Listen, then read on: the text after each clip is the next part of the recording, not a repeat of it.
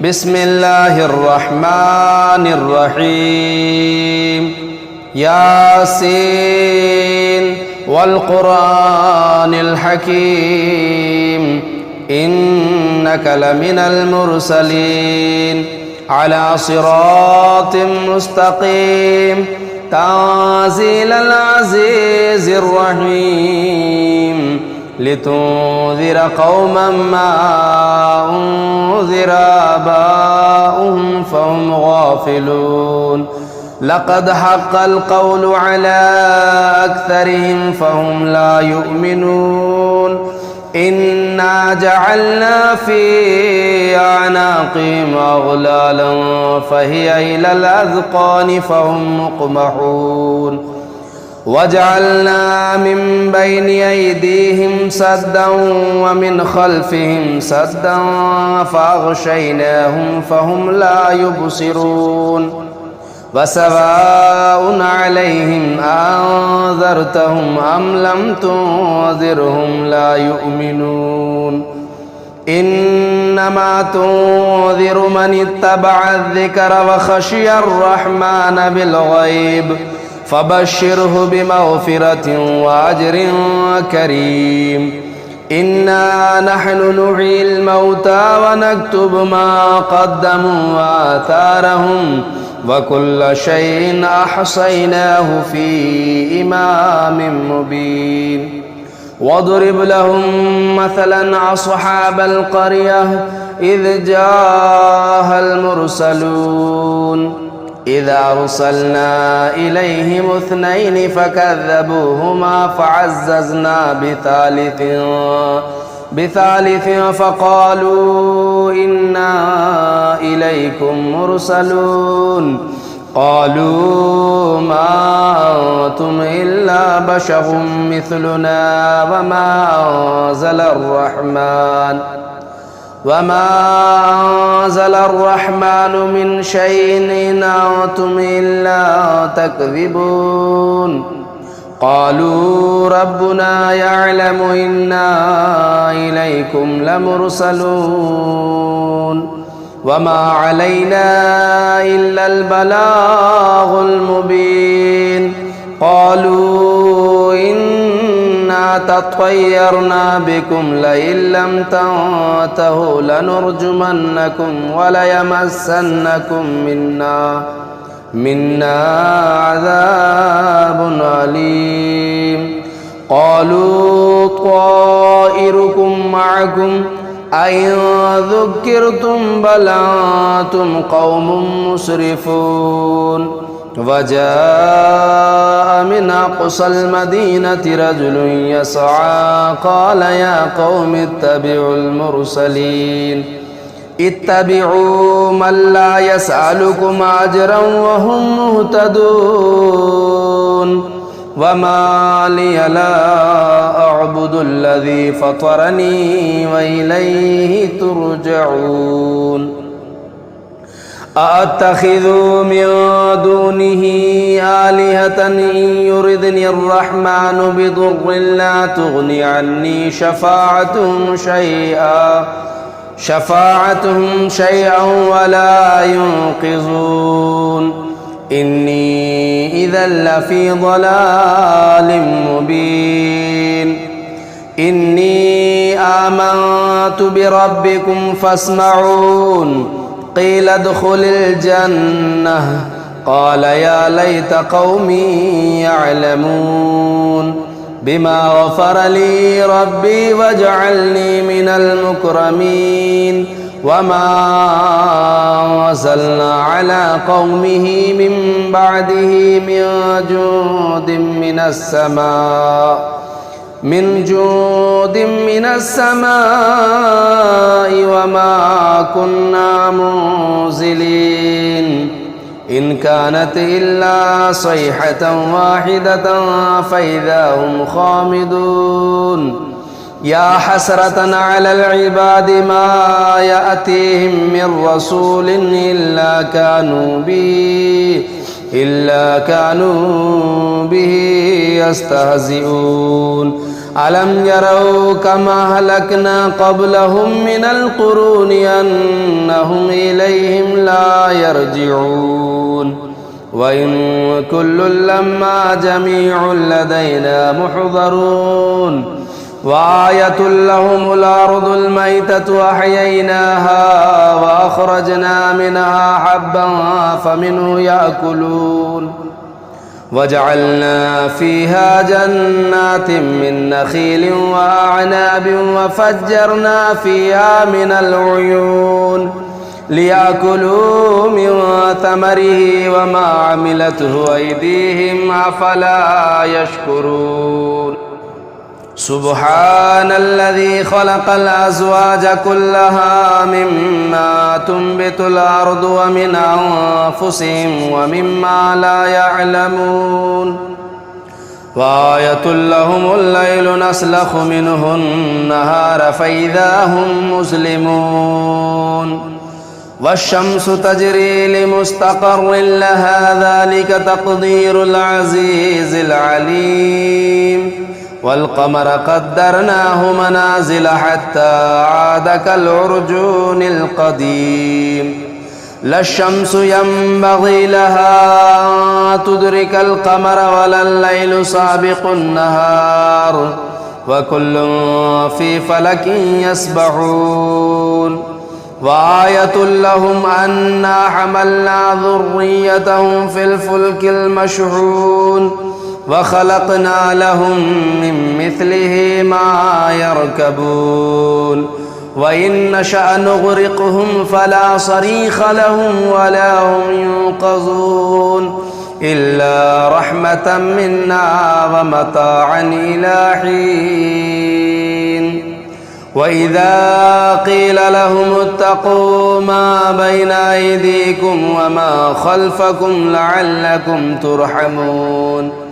وما تأتيهم من آية من آيات ربهم إلا كانوا عنها معرضين وإذا قيل لهم أنفقوا مما رزقكم الله قال الذين كفروا للذين آمنوا ونطعم من لو يشاء الله أطعمه إن أنتم إلا في ضلال مبين ويقولون متى هذا الوعد إن كنتم صادقين ما ينظرون إلا صيحة واحدة تأخذهم وهم يخصمون فلا يستطيعون توصية ولا إلى أهلهم يرجعون ونفخ في الصور فإذا هم من الأجداث إلى ربهم ينسلون قالوا يا ويلنا من بعثنا من مرقدنا هذا ما وعد الرحمن وصدق المرسلون إن كانت إلا صيحة واحدة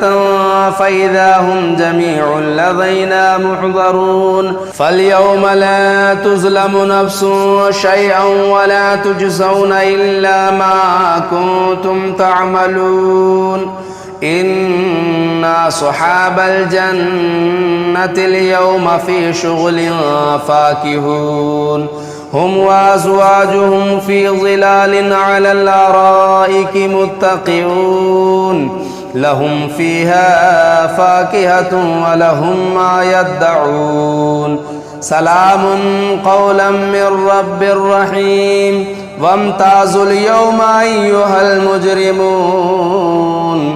ألم أعهد إليكم يا بني آدم ألا تعبدوا الشيطان إنه لكم عدو مبين وأن اعبدوني هذا صراط مستقيم ولقد أضل منكم جبلا كثيرا أفلم تكونوا تعقلون هذه جهنم التي كنتم توعدون اصلوها اليوم بما كنتم تكفرون اليوم نختم على أفواههم وتكلمنا أيديهم وتشهد أرجلهم بما كانوا يكسبون ولو نشاء لطمسنا على أعينهم فاستبقوا الصراط فأنى يبصرون ولو نشاء لمسخناهم على مكانتهم فما استطاعوا مضيا ولا يرجعون ومن نعمره ننقصه في الخلق أفلا يعقلون وما علمناه الشعر وما ينبغي له إن هو إلا ذكر وقرآن مبين لينذر من كان حيا ويحق القول على الكافرين أولم يروا أنا خلقنا لهم مما عملت أيدينا أنعاما فهم لها مالكون وذللناها لهم فمنها ركوبهم ومنها يأكلون ولهم فيها منافع ومشارب أفلا يشكرون واتخذوا من دون الله آلهة لعلهم ينصرون لا يستطيعون نصرهم وهم لهم جند محضرون فاليوم لا تظلم نفس شيئا ولا تجزون إلا ما كنتم تعملون فلا يحزنك قولهم إنا نعلم ما يسرون وما يعلنون أولم ير الإنسان أنا خلقناه من نطفة فإذا هو خصيم مبين وضرب لنا مثلا ونسي خلقه قال من يحيي العظام وهي رميم قل يحيي الذي أنشأها أول مرة وهو بكل خلق عليم الذي جعل لكم من الشجر الأخضر نارا فإذا أنتم منه توقدون أوليس الذي خلق السماوات والأرض بقادر على أن يخلق مثلهم بلى وهو الخلاق العليم إنما أمره إذا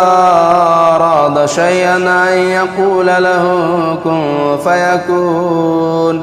فسبحان الذي بيده ملكوت كل شيء وإليه ترجعون بسم الله الرحمن الرحيم الرحمن علم القرآن خلق الإنسان علمه البيان الشمس والقمر بحسبان والنجم والشجر يسجدان والسماء رفعها ووضع الميزان ألا تطغوا في الميزان وأقيموا الوزن بالقسط ولا تخسروا الميزان والأرض وضعها للأنام فيها فاكهة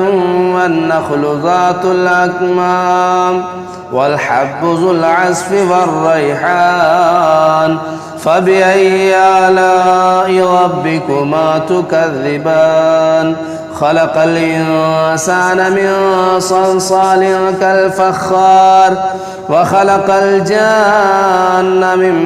مارج من نار فبأي آلاء ربكما تكذبان رب المشرقين ورب المغربين فبأي آلاء ربكما تكذبان مرج البحرين يلتقيان بينهما برزخ لا يبغيان فبأي آلاء ربكما تكذبان يخرج منهما اللؤلؤ والمرجان فبأي آلاء ربكما تكذبان وله الجوار المنشآت في البحر كالأعلام فبأي آلاء ربكما تكذبان كل من عليها فان ويبقى وجه ربك ذو الجلال والإكرام فبأي آلاء ربكما تكذبان يسأله من في السماوات والأرض كل يوم هو في شأن فبأي آلاء ربكما تكذبان سنفرغ لكم أيها الثقلان فبأي آلاء ربكما تكذبان يا معشر الجن والإنس إن استطعتم أن تنفذوا من أقطار السماوات والأرض فانفذوا لا تنفذون إلا بسلطان فبأي آلاء ربكما تكذبان يرسل عليكما شعاظ من نار ونحاس فلا تنتصران فبأي آلاء ربكما تكذبان فإذا انشقت السماء فكانت وردة كالدهان فبأي آلاء ربكما تكذبان فيومئذ لا يسأل عن ذنبه إنس ولا جان فبأي آلاء ربكما تكذبان يعرف المجرمون بسيماهم فيؤخذوا بالنواصي والأقدام فبأي آلاء ربكما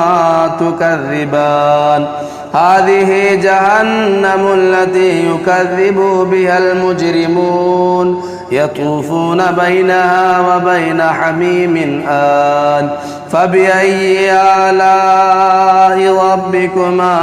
تكذبان ولمن خاف مقام ربه جنتان فبأي آلاء ربكما تكذبان ذواتا أفنان فبأي آلاء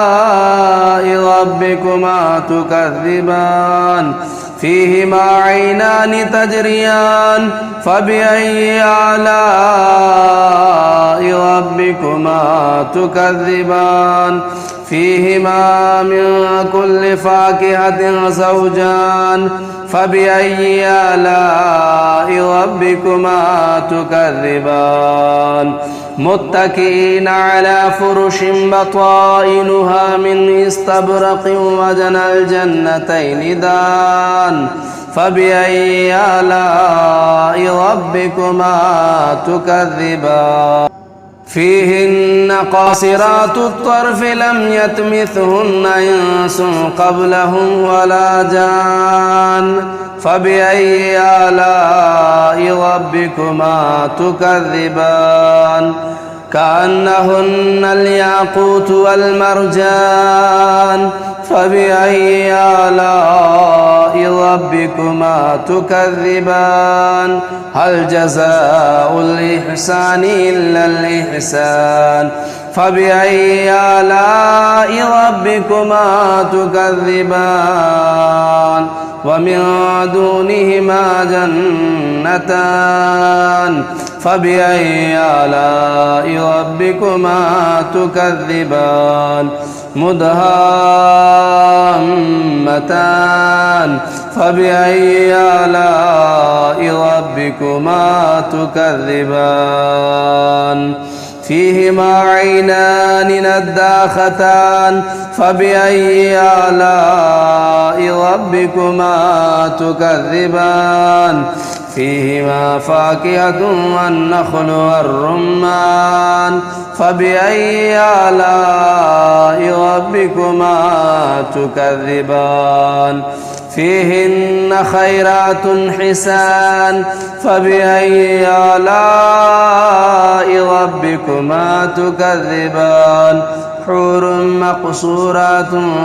في الخيام فبأي آلاء ربكما تكذبان لم يطمثهن إنس قبلهم ولا جان فبأي آلاء ربكما تكذبان متكئين على رفرف خضر وعبقري حسان فبأي آلاء ربكما تكذبان تبارك اسم ربك ذو الجلال والإكرام بسم الله الرحمن الرحيم تبارك الذي بيده الملك وهو على كل شيء قدير الذي خلق الموت والحياة ليبلوكم أيكم أحسن عملا وهو العزيز الغفور الذي خلق 7 سماوات طباقا ما ترى في خلق الرحمن من تفاوت فارجع البصر هل ترى من فطور ثم ارجع البصر كرتين ينقلب إليك البصر خاسئا وهو حسير ولقد زينا السماء الدنيا بمصابيح وجعلناها رجوما للشياطين وأعتدنا لهم عذاب السعير وللذين كفروا بربهم عذاب جهنم وبئس المصير إذا ألقوا فيها سمعوا لها شهيقا وهي تفور تكاد تميز من الغيظ كلما ألقي فيها فوج سألهم خزنتها ألم يأتكم نذير قالوا بلى قد جاءنا نذير فكذبنا وقلنا ما نزل الله من شيء إن أنتم إلا في ضلال كبير وقالوا لو كنا نسمع أو نعقل ما كنا في أصحاب السعير فاعترفوا بذنبهم فسحقا لأصحاب السعير إن الذين يخشون ربهم بالغيب لهم مغفرة وأجر كبير وأسروا قولكم أو اجهروا به إنه عليم بذات الصدور ألا يعلم من خلق وهو اللطيف الخبير هو الذي جعل لكم الأرض ذلولا فامشوا في مناكبها وكلوا من رزقه وإليه النشور أأمنتم من في السماء أن يخسف بكم الأرض فإذا هي تمور أم أمنتم من في السماء أن يرسل عليكم حاسبا فستعلمون كيف نذير ولقد كذب الذين من قبلهم فكيف كان نكير أولم يروا إلى الطير فوقهم صافات ويقبضن ما يمسكهن إلا الرحمن إنه بكل شيء بصير أمن هذا الذي هو جند لكم ينصركم من دون الرحمن إن الكافرون إلا في غرور من هذا الذي يرزقكم إن أمسك رزقه بل لجوا في عتو ونفور أفمن يمشي مكبا على وجهه أهدى من يمشي سويا على صراط مستقيم قل هو الذي أنشأكم وجعل لكم السمع والأبصار والأفئدة قليلا ما تشكرون قل هو الذي ذرأكم في الأرض وإليه تحشرون ويقولون متى هذا الوعد إن كنتم صادقين قل إنما العلم عند الله وإنما أنا نذير مبين فلما فلما رأوه زلفة سيئت وجوه الذين كفروا وقيل هذا الذي كنتم به تدعون قل أرأيتم إن أهلكني الله ومن معي أو رحمنا فمن يجير الكافرين من عذاب أليم قل هو الرحمن آمنا به وعليه توكلنا فستعلمون من هو في ضلال مبين قل أرأيتم إن أصبح ماؤكم غورا فمن يأتيكم بماء معين